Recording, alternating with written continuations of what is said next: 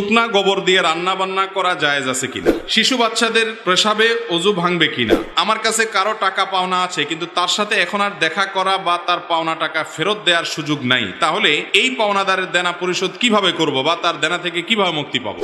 এরপরে প্রশ্ন হলো, আমার একটা মেয়ের সাথে ঘনিষ্ঠ সম্পর্ক ছিল, কিছুদিন পর তার সাথে আমার যোগাযোগ বন্ধ হয়ে গেলে আমি বিয়ে করে ফেলি, এখন তার সাথে আবার আমার নিয়মিত কথা হয়, এখন আমি কাউকে না জানিয়ে তাকে বিয়ে করতে পারবো কিনা এবং উভয় সংসার চালিয়ে যেতে পারবো কিনা। এরপরে প্রশ্ন হলো, অবৈধ গ্যাস দিয়ে রান্না করলে এতে করে ইবাদত কি আল্লাহর দরবারে কবুল হবে, চেয়ারে বসে নামাজ পড়লে নামাজ হবে কিনা। এরপরে প্রশ্ন হলো, অনেকে বলে সন্তান সপ্তাহের যেই বারে জন্ম হয় সেই বারে চুল নখ কাটা ভালো নয়, এতে সন্তানের অসুখ হয়, ইসলামের দৃষ্টিতে এ সম্পর্কে হালাল হারাম কি হতে পারে।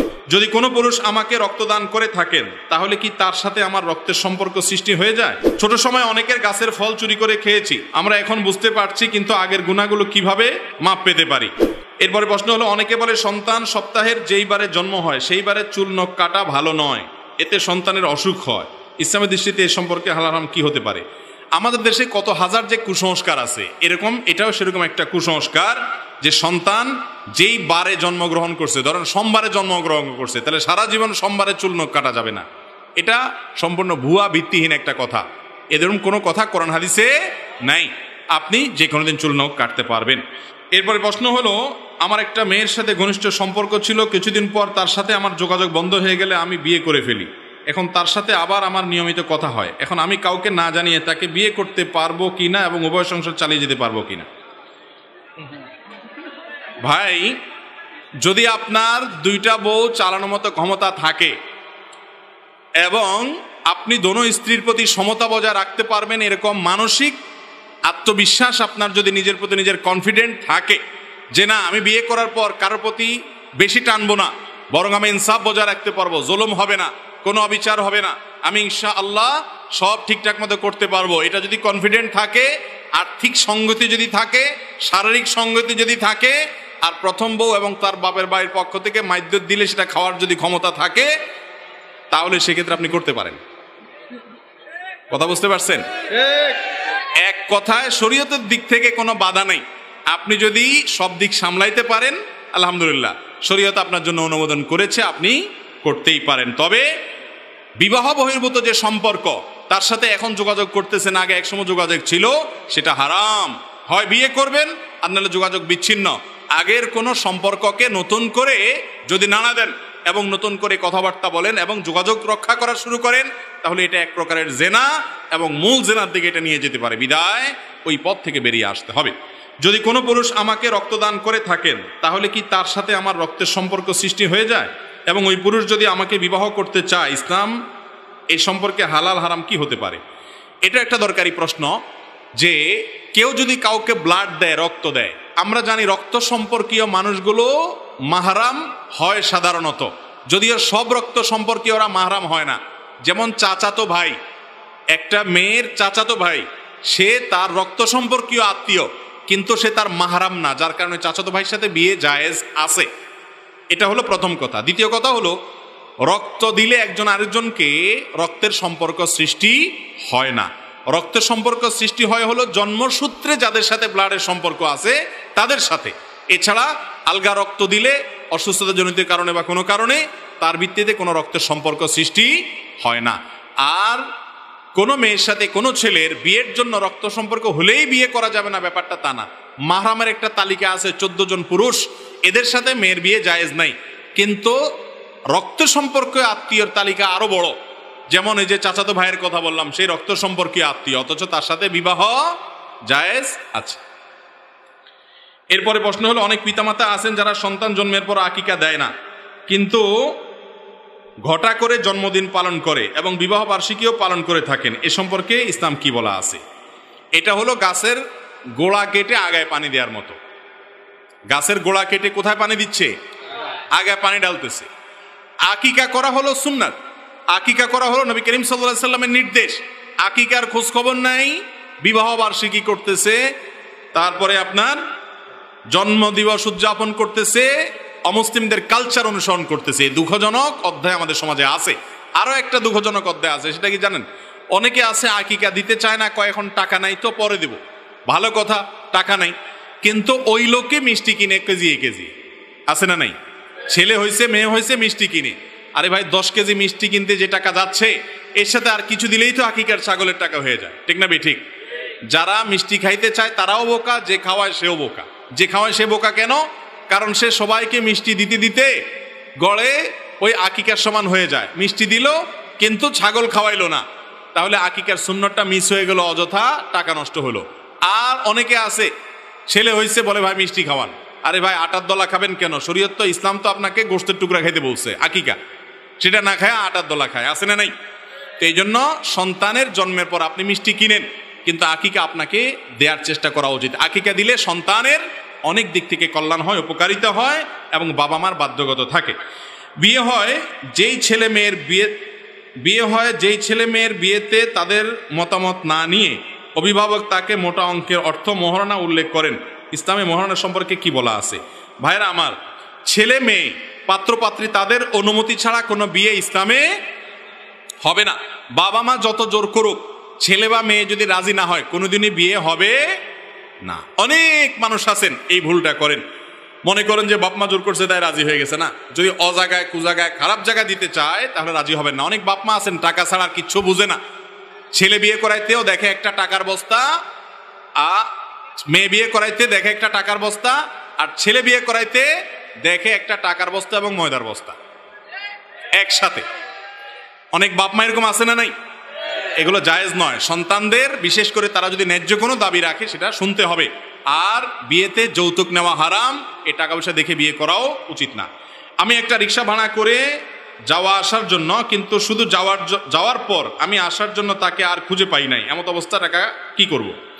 অনেকে এ কাম করে, রিক্সা আপ ডাউন ঠিক করে, আপ ডাউন ঠিক করার পর রিক্সাওয়ালা রাইখা ভিতরে যাইয়া এত দেরি করে বেচারা অন্য খ্যাপ ধরে চলে যায়, বসে থাকে না। তো কি করবেন? ওই যে খুঁজে খুঁজে রিক্সাওয়ালাকে বের করবেন, যদি খুঁজে না পান তার পক্ষ থেকে দান করে দিবেন। কিন্তু এটা উচিত না। আগে ভাগে দরকার হলে তার অ্যাক্টিভেট টাকা দিয়ে তারপর তাকে অপেক্ষা করতে বলবেন এবং অযথা তার সময় নষ্ট করবেন না। গরিব রিক্সাওয়ালাদের প্রতি অনেকে অবিচার করে। শুকনা গোবর দিয়ে রান্না বান্না করা জায়েজ আছে কিনা? অনেকেই, অনেক মা চাচিরা শুকনা গোবর দিয়ে রান্না বাড়া করেন, অথবা বিভিন্ন যে খড়ি আছে খড়ির উপরে গোবরের প্রলেপ দিয়া তারপর রান্না বাড়া করে। তো এই প্রশ্ন উত্তর হলো যে গোবর যদি আগুনের জ্বালানি হিসাবে ব্যবহার করে পুড়িয়ে রান্নাবাড়া করা হয়, সে রান্নাবাড়া খাওয়া যাবে, এটা নাপাক হবে না, হারাম হওয়ার কোনো কারণ নাই। আপনাকে দেখতে হবে পাতিলের ভেতরে জিনিসটা কি। পাতিলের ভেতরের জিনিসটা যদি হালাল হয়, পাক হয়, তাহলে আপনার জন্য সেটা খাওয়া হালাল। আর গোবর যখন শুকিয়ে যায় তখন সেটা টাচ করলে বা ধরলে নাপাক হয় না সাধারণত, সচরাচর। যদি লাগলেই নাপাক হয়ে যায় না, তবে কাঁচা গোবর যেটা সেটা লাগলে নাপাক হয়ে যায়।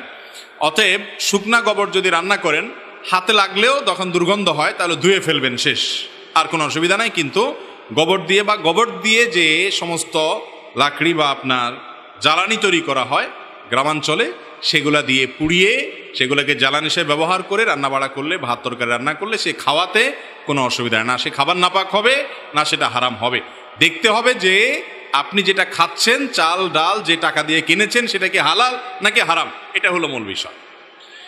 এরপরে প্রশ্ন হলো, শিশু বাচ্চাদের প্রসাবে ওযু ভাঙবে কিনা, বিশেষ করে মা বাবার ক্ষেত্রে? মা বাবার জন্য আলাদা কোনো মাসআলা নাই ভাই। ভাঙলে সবার ক্ষেত্রে ভাঙবে, আর না ভাঙলে কারোর ক্ষেত্রেই ভাঙবে না। ওযু ভাঙার সম্পর্ক হলো যেই ব্যক্তি ওযু করেছেন তার শরীর থেকে নাপাক বাইর হওয়ার সাথে। তার শরীর থেকে নাপাক বের হলে বা নাপাক বের হওয়ার আশঙ্কা তৈরি হলে, ঘুমালে নাপাক বের হতে পারে, বায়ু বের হতে পারে, তখন ওযু ভঙ্গ হয়। বাচ্চার যদি পেশাব হয় তাহলে মা বাবার তো ওযু যাওয়ার কারণ নাই, তবে সেই পেশাব যদি মা বাবার কাপড়ে লাগে, গায়ে লাগে, তাহলে যেই জায়গায় লাগবে সেই জায়গা নাপাক হবে। কথার কথা, বাচ্চা আপনার কোলে পেশাব করে দিছে, তাহলে ওই কোলে যে কাপড় চোপড়ে লাগছে ওইটুকু ধোবেন। আপনার রানে শরীরে যদি লেগে থাকে সেই জায়গাটা ধুয়ে ফেললে আপনি পাক হয়ে গেছেন। গোসল করতে হবে এমন কোনো কথা নাই, ওযু তো যাবেই না, কারণ ওযু যাবে তো আপনার শরীরে নাপাক হলে। ওযু গেলে তো পিচ্চির গেছে, আপনার যাওয়ার তো কারণ নেই। কথা কি বুঝতে পারছেন? পেশাব বের হয়েছে পিচ্চির, তাহলে মা বাবার ওযু যাবে কি দুঃখে? মা বাবার ওযু যাবে না, তবে তাদের যে জায়গায় পেশাব লেগেছে ওটা নাপাক হবে। বাচ্চা যদি ছেলে হয় এবং দুগ্ধপোষ্য হয়, বাহিরের কোনো খাবারের উপর নির্ভরশীল না হয়, তাহলে তার পেশাব পাক করার জন্য দুইটা পদ্ধতি আছে। একটা হলো নর্মাল পদ্ধতি, পানি ধুয়ে ভালো করে চিবায়ে কাপড় চোপড় ধুইলেন, আর ফ্লোরে লাগলে তো আর চিবানো যাবে না, পানি ঢেলে দিবেন এবং মুছে ফেলবেন। এটা হলো সাধারণ পদ্ধতি। আর আরেকটা পদ্ধতি আছে, সেটা হলো ছেলে বাচ্চা যদি দুগ্ধপোষ্য হয়, শুধু মায়ের বুকের দুধের উপরে নির্ভরশীল হয়, এই বাচ্চা পেশাব করে দিলে যতদিন পর্যন্ত বাইরের খাবার না খায়, শুধু মায়ের দুধের উপর নির্ভরশীল হয়, এই বাচ্চার পেশাবের উপরে পানির ছিটা দিলেও সেটা পাক হয় বিভিন্ন বর্ণা থেকে, এরকমটিও জানা যায়। কিন্তু যখন কন্যা শিশু হবে তখন সেক্ষেত্রে সাধারণ নিয়মে, অর্থাৎ প্রথম নিয়মটাই শুধু প্রযোজ্য হবে, ছেলের ক্ষেত্রে দুইটাই প্রযোজ্য হবে। কেন আপনি জিজ্ঞেস করবেন, এই কেনর উত্তর আল্লাহ এবং তার রাসূল সাল্লাল্লাহু আলাইহি সাল্লাম ভালো জানেন। কারণ কোরআন হাদিসে যদি কোনো কিছু বলা থাকে, তার একটা নয় শত কেন আছে তার পেছনে। কিন্তু সব কেনর উত্তর যদি আপনি জেনে যান, তাহলে আপনি তো নিজেই আল্লাহর সমস্ত রহস্য জেনে গেলেন। তাহলে আপনি সৃষ্টি আর স্রষ্টার পার্থক্য থাকলো। কথা কি বুঝাতে পারছি? এরপরে প্রশ্ন হলো, আমার কাছে কারো টাকা পাওনা আছে, কিন্তু তার সাথে এখন আর দেখা করা বা তার পাওনা টাকা ফেরত দেওয়ার সুযোগ নাই, তাহলে এই পাওনাদারের দেনা পরিশোধ কিভাবে করব বা তার দেনা থেকে কিভাবে মুক্তি পাব? দেখুন, কারোর টাকা আপনার কাছে আছে, বেচারা পাওনাদার, তাকে আর খুঁজে বের করা সম্ভব না, এরকম যদি হয় তাহলে প্রথমত চেষ্টা করবেন বের করার। ওই লোককে না পাইলে তার সন্তানদেরকে দিয়ে আসবেন, তাদেরকেও খুঁজে পাওয়া যাবে না, সম্ভাবনা নাই, তাহলে ওই টাকাটা কোনো গরিব মানুষকে দান করে দিবেন, কোনো দানের খাতে দিয়ে দিবেন, সাদাকার খাতে দিয়ে দিবেন। ওই ব্যক্তির তরফ থেকে নিয়ত করবেন, আল্লাহ, যেই বেচারা আমার কাছ থেকে টাকা পাইতো তাকে তো আমি খুঁজে পাচ্ছি না, এই টাকাটা আমি দান করে দিলাম, গরিব মানুষকে দিলাম, এই টাকার যে সওয়াব তার অ্যাকাউন্টে জমা করে দিও। এর মাধ্যমে আপনি দায়মুক্ত হতে পারেন ইনশাআল্লাহ। এরপরে প্রশ্ন হলো, অবৈধ গ্যাস দিয়ে রান্না করলে এতে করে ইবাদত কি আল্লাহর দরবারে কবুল হবে? অবৈধ গ্যাস বা চোরাই গ্যাস লাইনের গ্যাস দিয়ে যদি রান্না বাড়া করেন, তাহলে সেক্ষেত্রে আপনি যেই খাবারটা খেলেন সেই খাবারটা তো হালাল খেয়েছেন, পাতিলের ভিতরে জিনিসটা তো হালাল, ঠিক আছে, কিন্তু যেই গ্যাসটা দিয়ে আপনি রান্না করলেন গ্যাসটা তো চোরাই গ্যাস, তাহলে আপনি চোর হলেন, চুরি করলেন। এটাও উপার্জন, হারাম উপার্জন যদি হয়। হারাম শুধু ভক্ষণ না, ভক্ষণ করলেন হয়তো হালাল, কিন্তু কাপড়টা আপনার শরীরে হারাম, গ্যাসটা আপনি যেটা ব্যবহার করতেছেন সেটা হারাম, বা আপনার অন্য কোনো কিছু হারাম, যে বাড়িটা তৈরি করেছেন যেটাতে থাকেন সেটা হারাম, তাহলে আপনি হারামখোর। হারামখোর মানে এই না শুধু যে শুধু আপনি যেটা খাচ্ছেন সেটাই শুধু খেলে হারাম হলে হারাম, এটা ছাড়াও আপনার এই আসবাবপত্র অন্যান্য কোনো হারাম যদি আপনি উপার্জন করেন সেটাও হারাম, ওইগুলোর কারণে মানুষ হারামখোর হয়। অতএব যদি অবৈধ কোনো গ্যাস লাইন ব্যবহার করেন তাহলে সেক্ষেত্রে আপনি হারামখোর এবং হারাম খাচ্ছেন, আর হারাম খেলে তার দোয়া কবুল হয় না, ইবাদত বন্দেগী কবুল হয় না। এতক্ষণ আমরা রমজানের প্রস্তুতি নিয়ে অনেক কথা বলছি, অনেক ওয়াজ করছি, কোনো ওয়াজে কাজ হবে না যদি আপনি হারাম খান। ভাইরা আমার, অনেক লোক আছে আমাদের দেশে, অনেক মানুষ আছে যে এই কাজগুলাকে হারাম মনে করে না। উনি ঘুষ খায় না, উনি সুদের কারবার করে না, উনি অন্য অন্যায় কাজ করে না, উনি মানুষের পেটে ছুরি মারে না, উনি রাস্তায় দাঁড়ায় ডাকাতি করে না, উনি ছিনতাই করে না, উনি দুর্নীতি করে না, কিন্তু উনি গ্যাসের লাইন চুরি করে। উনি মনে করে যে না, এটাতে কোনো ব্যাপার না। আছে না না এরকম লোক? আছে। ভাইরা আমার, ডেঞ্জারাস অপরাধ। কারণ বিশেষ করে গ্যাস জাতীয় সম্পদ, এটার চুরি করার মানে বুঝেন? আমি সব সময় বলি, এটার চুরি করার মানে হলো আপনি জাতীয় চোর। জাতীয় সম্পদ যারা চুরি করে তারা কি জাতীয় চোর। একজন একজনের টাকা চুরি করেছে, সে স্থানীয় চোর। বুঝতে পেরেছেন? একজন এলাকার একজনের টাকা চুরি করেছে, জিনিস চুরি করেছে, সে হলো স্থানীয় চোর। আরেকজন সরকারি চাকরি করে অথবা সরকারি চাকরির সুযোগ নেয় কিন্তু সরকারের গ্যাস চুরি করে, এই দুইজন হলো জাতীয় চোর। কারণ জাতির সম্পদ চুরি করতেছে। কিয়ামতের ময়দানে 18 কোটি মানুষ যারা এটার মালিক, তাদের সবার বিরুদ্ধে তাকে মামলায় লড়তে হবে, এত লোকজন বাদী হবে, সবার হক নষ্ট করেছে সে, কারণ এটার মালিকানা সবার, ঠিক না বে ঠিক? অতএব খুব সাবধান, প্রয়োজনে লাকড়ির চুলা ব্যবহার করেন, অন্য কোনো পদ্ধতিতে যান, এলপি গ্যাস ব্যবহার করেন, কিন্তু খবরদার এটা করবেন না। অনেক ভাই আছেন নিজে ভাড়াটিয়া, তিনি অন্য কোনো ব্যক্তির গ্যাস লাইন এর গ্যাস চুরি করেন, আছে না নাই? আবার অনেকে আছেন যে নিজে চুরি করেন না, কিন্তু মালিকরে ভাড়া দেন, বলেন যে মালিককে বুঝে, আমি তো জানি না, আমি তো তারে ভাড়া দিয়ে দিস। তো মালিক হলো বড় চোর, আপনি হলেন ছোট চোর, কারণ চোরের সহযোগিতাকারীও কি আল্লাহ তাআলা আমাদেরকে বেঁচে থাকার তৌফিক দান করুন। এরপরে প্রশ্ন হলো, চেয়ারে বসে নামাজ পড়লে নামাজ হবে কিনা। সারা বাংলাদেশে যে কয়েকটা প্রশ্ন ঘুরে ফিরে সবচেয়ে বেশি আসে, এই প্রশ্নটা তার মধ্যে একটা। কারণ হলো আজকাল চেয়ারম্যানের সংখ্যা এত বাড়ছে, মসজিদে 10 জন 20 জন 30 জন করে চেয়ারম্যান, মানে চেয়ারম্যান মানে চেয়ারে বসে নামাজ পড়ে আর কি। এখন কি মসজিদ না ওইটা কোনো আকিস প্লাস্টিকের দোকান, এটা বোঝা কঠিন। এত প্লাস্টিকের চেয়ার, আরে ভাই আজ থেকে 10 বছর আগে মসজিদে এত চেয়ার ছিল? এত মাজা ব্যথার রোগী কোত্থেকে বাড়ছে? কিছু লোক আছে আসলেই তাদের মাজা ব্যথা, হয়তো কোমরে অপারেশন করা আছে বা রুকু সিজদা করতে গেলে ভয়াবহ কষ্ট হয়, তাদের জন্য তো চেয়ারে বসে নামাজ পড়া জায়েজ আছে। কিন্তু কিছু লোক আছে শরীরটা একটু খারাপ লাগলে চেয়ারে বসে নামাজ পড়া শুরু করে দেয়, আছে না নাই? এই ফ্যাশন টাইপের নামাজ পড়লে সেটা আল্লাহর কাছে কবুল হবে। সব জায়গায় ফ্যাশনগিরি দেখাইলে চলবে না ভাই। আহকামুল হাকিমিনের সামনে আপনি ভাব ধরে বসে বসে নামাজ পড়বেন, এই নামাজ আল্লাহ তাআলা কবুল করবেন না। অতএব সাবধান থাকতে হবে। চেয়ারে বসে নামাজ হবে, শর্ত হলো ওই যে যদি আপনি নিরুপায় হন, আপনি অসুস্থ হন, আপনি অপারগ হন, আপনি মাযুর হন, তাহলে আপনারটা কি আছে, চেয়ারে বসে আদায় করা জায়েজ আছে।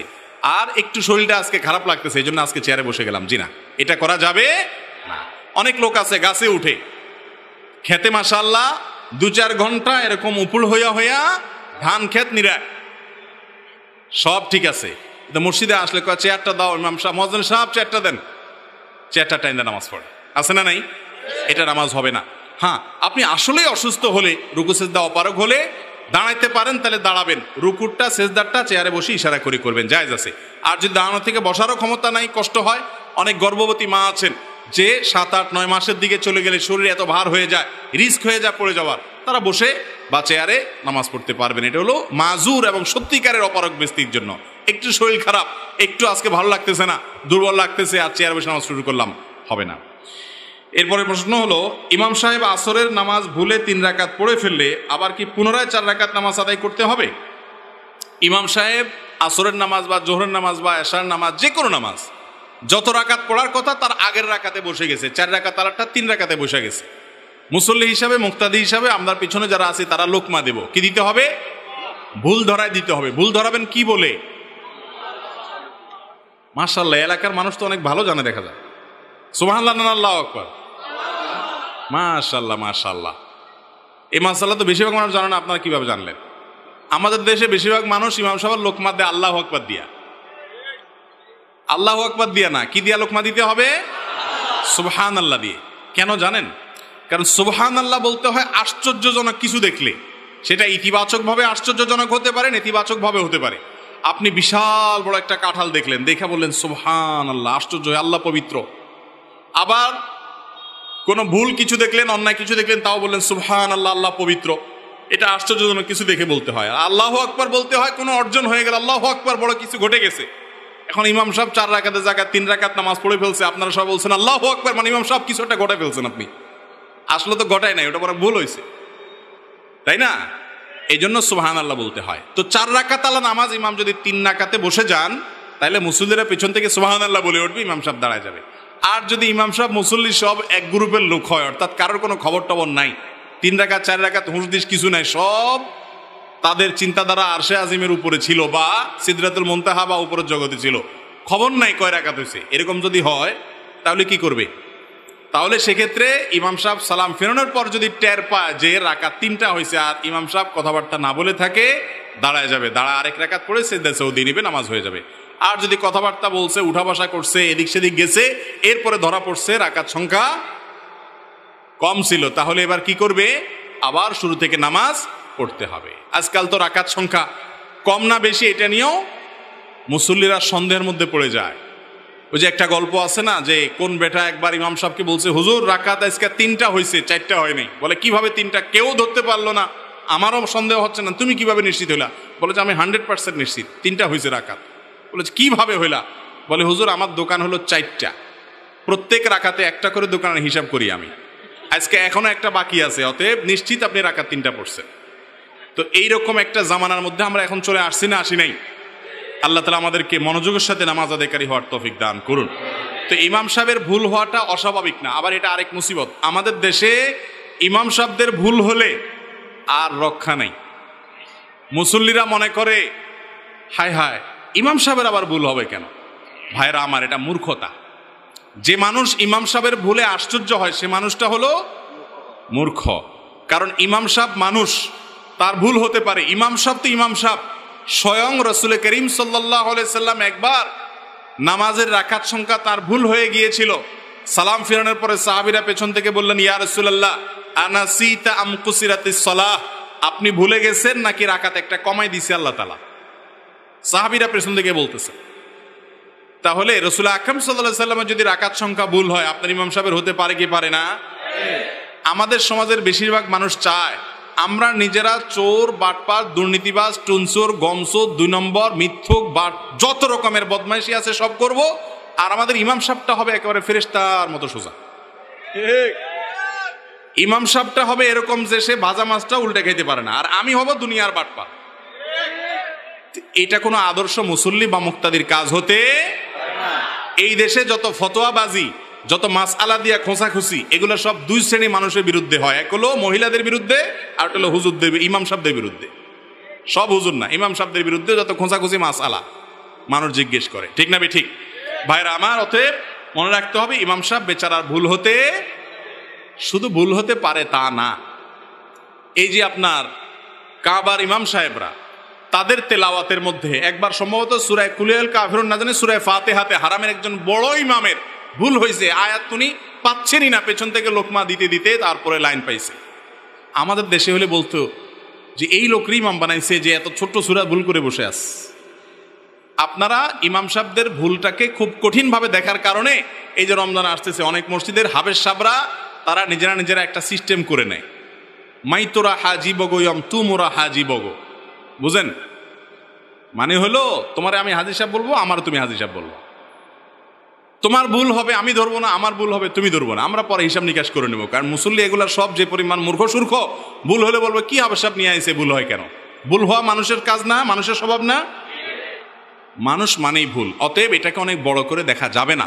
ইমাম সাহেবদের ভুল হলে সেটাকে নিয়ে আশ্চর্য হওয়ার, ট্রল করার কিছু না। তবে হ্যাঁ, অমনোযোগিতা থাকাটা দোষের, সেটা ইমাম সাহেব হোক আর মুক্তাদি সাহেব হোক, সবার জন্যই সমান। তাহলে ইমাম সাহেবের ভুল হলে ধরায় দিবেন। যদি নামাজের পরে কথাবার্তা বলেন, তারপরে যে দোকানদার আইসা বলে যে হিসাব একটার কম রয়ে গেছে, কথা বলে ফেলছেন, উঠে পড়ছেন, তাহলে নতুন করে নামাজ 4 রাকাত পড়বেন। এরপরে প্রশ্ন হলো, স্ত্রী অপবিত্র অবস্থায় গোসল না করে ঘরের সব কাজ করতে পারবে কি না? এই যে একটু আগে বললাম, যত মাসআলা সব মহিলাদের বিরুদ্ধে আর ইমাম সাহেবদের বিরুদ্ধে। এই যে প্রশ্নটা দেখেন, স্ত্রী যদি গোসল ফরজ হয় তাহলে সে ঘরের কাজ করতে পারবে কিনা? কেন স্ত্রীর বেলায় প্রশ্ন আসলো কেন? গোসল কাজ তো ছেলেরও হয়েছে, পুরুষেরও হতে পারে। তাহলে পুরুষের যদি গোসল ফরজ হয় তার কথা আসতেছে না কেন যে পুরুষ গোসল ফরজ হলে কাজ কাম করতে পারবে কিনা? মাসআলা শুধু মহিলার ব্যাপারে কেন?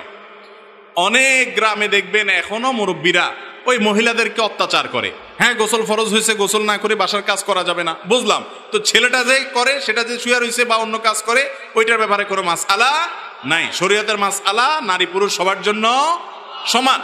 গোসল ফরজ হওয়ার পর অন্যান্য কাজ করা যাবে, ওযু করে নিয়ে অন্যান্য কাজ করা যাবে, তবে যত তাড়াতাড়ি সম্ভব গোসল করাটা হলো ভালো। যদি কোনো কারণে দেরি করতে হয় যে আর একটু পরে করবো, এখন হাতে অন্য জরুরি কাজ আছে, সারা যাবে, কিন্তু মাঝখানে ওযু করে নেওয়া উত্তম। এটি হাদিস থেকে প্রমাণিত।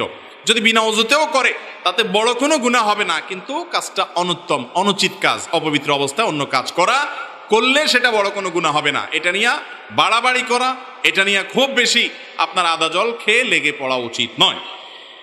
এরপরে প্রশ্ন হলো, যারা বিদেশে অবৈধ হয়ে যায় তাদের উপার্জন বৈধ হবে কিনা? অনুগ্রহপূর্বক জানাবেন। যারা প্রবাসী আছেন, অনেকেই আছেন যে সেখানে তারা অবৈধ হয়ে যেতে হয়। মিডল ইস্টে অনেকে আছেন যে হয়তো কফিল থেকে তিনি ভেগে গেছেন, কফিলের অধীনে আর কাজ করেন না, তাহলে এখন যে তিনি উপার্জন করছেন এটা হালাল হবে নাকি হারাম? এটার উত্তর হলো, আপনি যে উপার্জনটা করছেন, আপনি যে কাজটা করছেন, সেই কাজটা যদি বৈধ কাজ হয়, কোনো অন্যায় কাজ করছেন না, হালাল কাজ করছেন, এবং তার বিনিময়ে আপনি পারিশ্রমিক নিচ্ছেন, তাহলে সেক্ষেত্রে আপনার উপার্জন হালাল হবে।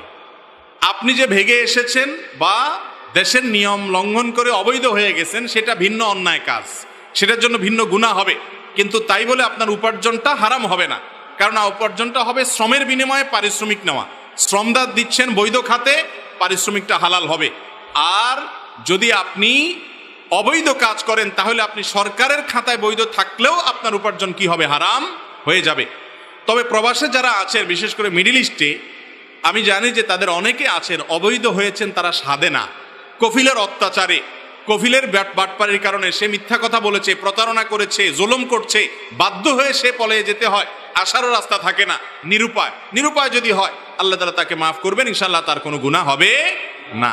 আর যদি কেউ কফিলকে বাটপারি করে, চিটারি করে, তাকে ফাঁকি দিয়ে বেশি টাকা কামানোর জন্য চলে যান, রাষ্ট্রের নিয়ম শৃঙ্খলা লঙ্ঘন করেন, যেটা আমাদের কল্যাণার্থী করা, যেটা শরিয়া বিরোধী কোনো কিছু না, সে সমস্ত সিস্টেম লঙ্ঘন করলেন এবং মানুষের সাথে, কফিলের সাথে, মালিকের সাথে প্রতারণা করলেন, তাহলে আপনার গুনাহ হবে। কিন্তু তাই বলে উপার্জন হারাম হবে না। উপার্জনের হালাল হওয়ার সম্পর্ক, হারাম হওয়ার সম্পর্ক হলো কি শ্রম দিচ্ছেন সেটার সাথে। এরপর প্রশ্ন হলো, আমি একবার হাঁটুতে ব্যথা পেয়েছিলাম, তারপর হাঁটুতে 4টা সেলাই করা হয়েছিল, যার কারণে ডাক্তার নিষেধ করলো পানি জাতীয় কোনো জিনিস দেওয়া নিষেধ। এমত অবস্থায় গোসল ফরজ হয়েছিল, এই অবস্থায় কি করা উচিত? কোনো ব্যক্তি হাত পা ভেঙে গেছে বা কাটাছিড়া হয়েছে, অপারেশন হয়েছে, এখন এই অবস্থায় যদি আল্লাহর বান্দার গোসল ফরজ হয় তিনি কি করবেন? উত্তর হলো, যদি তার ধরেন কথার কথা আঙ্গুল ভেঙে গেছে বা হাতে ব্যান্ডেজ আছে, অন্য সব ঠিকঠাক আছে, তাহলে সেই ব্যান্ডেজের জায়গাটা বাদ দিয়ে বাকি শরীরে পানি দিয়ে তিনি গোসল করবেন, অথবা ওই জায়গাটাতে প্লাস্টিক পলিথিন কিছু বেঁধে তিনি গোসল করবেন যাতে পানি না লাগে, যদি পানি লাগলে সেটা ক্ষতি হবে। আর যদি এত বেশি জায়গা লেগেছে, কথার কথা বুকে অপারেশন, পেটে অপারেশন, এই জায়গা প্লাস্টিক দিয়ে গোটা শরীর ধোয়া সম্ভব না, এরকম যদি জটিল হয়, তাহলে সেক্ষেত্রে তিনি ফরজ গোসলের জন্য তায়াম্মুম করবেন। কি করবেন? মাটির উপর 2 হাত মেরে মুখ এবং আরবার হাত মেরে হাত মাসে করবেন, তার ফরজ গোসলের কাজ হয়ে যাবে। তায়াম্মুম শুধু ওযুর কাজ দেয় না, গোসলের কাজও দেয়। যদি আপনার গোসল করতে অপারগতা থাকে, তায়াম্মুম করলে গোসল হয়ে যাবে। তবে ওই নাপাক যদি শরীরে লেগে থাকে সেটা পানি দিয়ে অবশ্যই পাক করতে হবে, তারপর আপনি নামাজ পড়বেন। এরপরের প্রশ্ন হলো, আর যদি ব্যান্ডেজ দিয়ে আপনি যদি গোসল করেন তাহলে সেক্ষেত্রে ওই জায়গাটাতে উপরে ভিজা হাত দিয়ে ব্যান্ডেজের উপরে হালকা মুছে নেবেন শুধুমাত্র। ওযুর ক্ষেত্রে একই কথা, ব্যান্ডেজের উপরে মুছে নিলেই ওযু হয়ে যাবে। তারপর প্রশ্ন হলো, জোহরের 4 রাকাত সুন্নত পড়ে ইমামতি করা যাবে কিনা, এবং এক ওয়াক্ত নামাজ কারণবশত না পড়ে অন্য ওয়াক্তের ইমামতি করা যাবে কিনা। ইমাম সাহেব যদি জোহরের আগে 4 রাকাত সুন্নত না পড়েন, তারপরেও তিনি জোহরের ফরজের ইমামতি করতে পারবেন। তবে যেই 4 রাকাত সুন্নত তার বাদ গেছে আগের, সেটা তিনি অবশ্যই পরে পড়ে দেওয়ার চেষ্টা করবেন। কারণ নবী করিম সাল্লাল্লাহু আলাইহি সাল্লামের একবার এরকম হয়েছে, মেহমান আসার কারণে উনি অনেক ব্যস্ত হয়ে পড়েছেন, জোহরের আগের 4 রাকাত সুন্নত পড়তে পারেন নাই, এই সুন্নাতটাই তিনি পরবর্তীতে পড়ে দিয়েছেন। এজন্য পরবর্তীতে পড়া উচিত। যদি কখনো কালেবদ্রে আর পড়া না হয়, বড় কোনো গুনাহ হবে না, হঠাৎ একদিন ছুটে গেছে, কিন্তু প্রায় এরকম করা বা নিয়মিত করা এটা অনুচিত, কারণ এই সুন্নাতটা নবী করিম সাল্লাল্লাহু আলাইহি সাল্লাম ছাড়তেন না, গুরুত্বপূর্ণ বিষয়, অতএব এটা করা উচিত।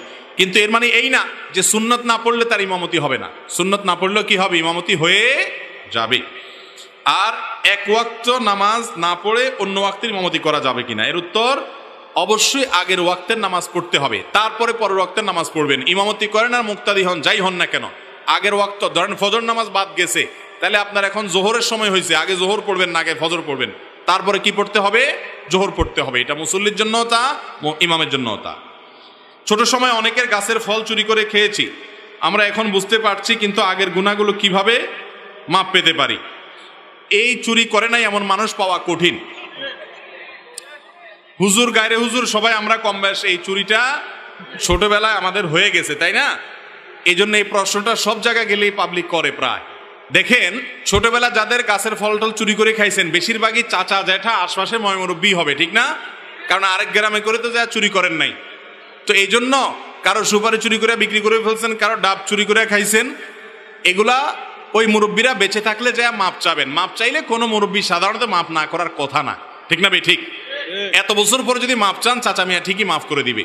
আর যদি তাকে খুঁজে না পান বা মাপ চাইতে শরম হয়, তাহলে যে কোনো ভাবে চাচা মিয়ার পকেটে টাকাটা ঢুকে দিতে পারলে আপনি বেঁচে যাবেন, বুঝতে পারছেন? আর না হলে তার পক্ষ থেকে দান করে দিবেন, যদি তাকে দেওয়ার সুযোগ না থাকে, তাতে আপনি মুক্ত হয়ে যাবেন। অনেক প্রতিষ্ঠান দায়ী থাকলে চাকরি দিতে চায় না, আমরা কি করব? যে প্রতিষ্ঠান চাকরি দিতে চায় না দায়ীর কারণে, সে প্রতিষ্ঠানে চাকরি করবেন না। তাতে যদি টাকা 2টা কমও হয়, আল্লাহ তাআলা তাতে কি দিবেন? বরকত দিবেন ইনশাআল্লাহ।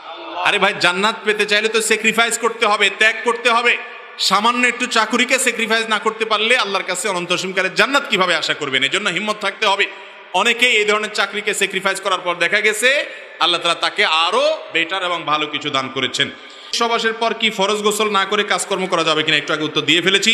ছেলে মেয়ে বড় হয়ে গেছে এ অজুহাতে অনেক স্বামী স্ত্রী সন্তান নেওয়া বন্ধ করে দেয়, এটা কতটুকু যৌক্তিক? খুব দরকারি একটা প্রশ্ন। অনেক দম্পতি এই কাজটা করেন, বলেন যে ছেলে মেয়ে এখন বড় হয়ে গেছে, তাদের সামনে বাচ্চা হলে তারা কি মনে করবে, এই জন্য আর বাচ্চা নেয় না। এটা খুবই জঘন্য একটা বিষয়। মনে রাখবেন, পশ্চিমা দুনিয়ার মানুষরা আমাদেরকে বুঝাইছে যে ছেলে হোক মেয়ে হোক দুইটা হলে সুখী পরিবার হওয়া যায়, ছোট পরিবার সুখী পরিবার। আমরা যে দেখি যত দুঃখ হয় আজকাল বেশিরভাগ দুঃখ হয় হলো ওই তথাকথিত ছোট পরিবারের মধ্যে। ইহুদিরা এক সময় তারা যখন আমাদেরকে জন্ম নিয়ন্ত্রণের ফজিলত শুনাইতো, তারা পশ্চিমা দেশগুলোর রাস্তা রাস্তায় 5টা 7টা 8টা তাদের বাচ্চা সাথে নিয়ে ঘুরে বেড়াইতো। তারা নিজেরা ঠিকই বুঝে যে মানুষের মূল্য কত, জনসংখ্যা এটা কোনো বিপদ না, জনসংখ্যাকে জনসম্পদে রূপান্তরিত করতে না পারাটা হলো বিপদ। চায়নাতে এত মানুষ, চায়না গোটা দুনিয়ার বাণিজ্যিক নেতৃত্ব যারা দিচ্ছে তাদের মধ্যে একটা দেশ। অতএব জনসম্পদে রূপান্তর করতে হবে। বেশিরভাগ মা বাপ যারা জন্ম নিয়ন্ত্রণ করতে করতে ছেলে হোক মেয়ে হোক একটা বা দুইটা বেশি না হওয়াটাকে মনে করে আধুনিকতা, দেখবেন যে আল্লাহ মাফ করুক এদের জীবনে বেশিরভাগ ক্ষেত্রে বিপদ হয়। যাদের 5-6টা ছেলে মেয়ে হয়ে যায় দেখেন একটা না একটা মানুষ হয়, সবগুলো অমানুষ হয়, এটার পরিমাণ অনেক কম থাকে। বিধায় এ ব্যাপারে বিতশ্রদ্ধ থাকা উচিত না। ছেলে মেয়ে বড় হয়েছে এই অজুহাতে বাচ্চা আর নেব না, এটা কোনো জায়েজ হতে পারে না। হ্যাঁ, আপনার শারীরিক কোনো অসুবিধা আছে তাহলে আপনি সাময়িক জন্মবিরতিকরণের যে প্রক্রিয়া সেটা অবলম্বন করতে পারেন, কিন্তু এইটা কোনো গ্রহণযোগ্য অজুহাত না যে বাচ্চা বড় হয়ে গেছে এখন নিলে কেমন দেখা যায়, খারাপ দেখা যায়, এটা ভুল। স্বামী মারা গেছেন, এই অবস্থায় স্ত্রীর বিয়ে হওয়া দরকার, কিন্তু ছেলে মেয়ে বড় হয়ে গেছে, এখানে সন্তানদের দায়িত্ব কি? এটা এ বিষয়ে গতকাল কক্সবাজারেও বলেছিলাম। আমাদের সমাজে অত্যন্ত জঘন্য বড় অনাচারগুলোর মধ্যে থেকে একটা হলো কোন মহিলার স্বামী মারা গেলে ওই মহিলা বিয়ে করলে সমাজের মানুষ সেটাকে খারাপ চোখে দেখে। আর কোন বুড়ো বৃদ্ধ মানুষ যদি, বয়স্ক মানুষ যদি মারা যায়, তার স্ত্রী যদি থাকে অথবা কোনো মহিলা মারা যান তার স্বামী থাকে, ওই ভদ্রলোকের ছেলেরাই তার বিয়ে চায় না। ঠিক না ঠিক? বেশিরভাগ ছেলে মেয়েরা চায় 60 বছর 65 বছর বয়স হয়েছে বাপের, এখন আমার মা মারা গেছে, এই টাইমে বাপকে আর বিয়ে করতে দেওয়া যাবে না, কারণ বাপ বিয়ে করলে ভাগিদারের সংখ্যা বাড়বে। আছে না নাই? এই সন্তান হলো কুলাঙ্গার সন্তান। এই সন্তান হলো কি সন্তান? এই সন্তান হলো অমানুষ সন্তান, স্বার্থপর সন্তান, যে সন্তান শুধু নিজের স্বার্থ চিন্তা করে। মুরব্বীরা আগে থেকে বাচ্চাদের নামে ছেলে মেয়েদের নামে জমি জমা লিখে দিয়া পরে কিন্তু এরকম ঝুলবেন, সব নিজের হাতে রাখবেন। খবরদার ছেলে মেয়েকে আগে থেকে কিচ্ছু লিখে দিবেন না, তাহলে সব সোজা হয়ে থাকবে। কথা কি বুঝাতে পারছি? অতএব বাবা মা তারা বয়স হয়ে গেলে, আপনার বাবা বেঁচে আছেন, মা মারা গেছেন, তার এখন সঙ্গী দরকার, কথা বলার জন্য একটা মানুষ দরকার। একাকি থাকতে পারে না, নির্জনতা অনেক কষ্টের, বৃদ্ধ বয়সে ডিপ্রেশনে ভোগে, এই জন্য তাদের দিকে তাকাতে হয়। যে কয়দিন আগে যে ভদ্রলোক পিস্তল দিয়ে আত্মহত্যা করে মারা গেলেন, সারা দেশ তোলপাড় হলো, তার স্ত্রী এক দেশে, বাচ্চারা এক দেশে, সে একা একা ডিপ্রেশনের মধ্যে থাকে। অতএব বাবা মায়ের সুখের দিকে তাকানো হলো সন্তানের দায়িত্ব, কিন্তু সন্তান মনে করে ইজ্জত যাবে বাপে বয়সে বিয়ে করলে। এটা হলো আমাদের সমাজের অনাচার। কোনো মহিলার স্বামী মারা গেছে, সমাজের নেতাদের উচিত ওই মহিলাকে উপযুক্ত পাত্র দেখে তার পছন্দ মতো বিয়ের জন্য সহযোগিতা করা। তাকে বিয়ে করতে যদি নিরুৎসাহিত করেন তাহলে সমাজের মানুষ গুনাহগার হবেন, পাপিষ্ট হবেন। খুব অন্যায় কাজ এটা। এরপরে প্রশ্ন হলো, একজন স্ত্রীর উপরে স্বামীর কি কি দায়িত্ব ইসলাম বাধ্য করেছে, কোনটা বাধ্য করেনি প্রচলিত হিসাবে? এটা অনেক দীর্ঘ সময় সাপেক্ষ, এত সময় আমাদের হাতে নাই, আজকের জন্য এ পর্যন্তই থাকুক। স্ত্রী আসতে চাইলে কি করবে? দেখেন, স্বামী স্ত্রীর মধ্যে যদি বিচ্ছেদ হয়ে যায়, এখন যদি আসতে চায় তাহলে দেখতে হবে তালাকটা আসার মতো তালাক হয়েছে কিনা। তালাক দুই প্রকার, একটা হলো প্রত্যাহারযোগ্য তালাক, একটা হলো প্রত্যাহার অযোগ্য তালাক। যদি তালাকটা প্রত্যাহারযোগ্য হয়ে থাকে তাহলে আবার আসতে পারবে। কখনো কখনো শুধু মুখে স্বামী প্রত্যাহার করলাম আসো বললেই হবে, আবার কখনো কখনো নতুন করে শুধু বিয়ে পড়াইলে হবে। আর যদি প্রত্যাহার অযোগ্য তালাক হয় তাহলে কোনো কিছুতেই আর ওই স্ত্রীকে ফেরত নেওয়া যাবে না। এজন্য তালাক দেওয়ার সময় হিসেব করে দিতে হবে, একটার বেশি তালাক দেওয়া যাবে।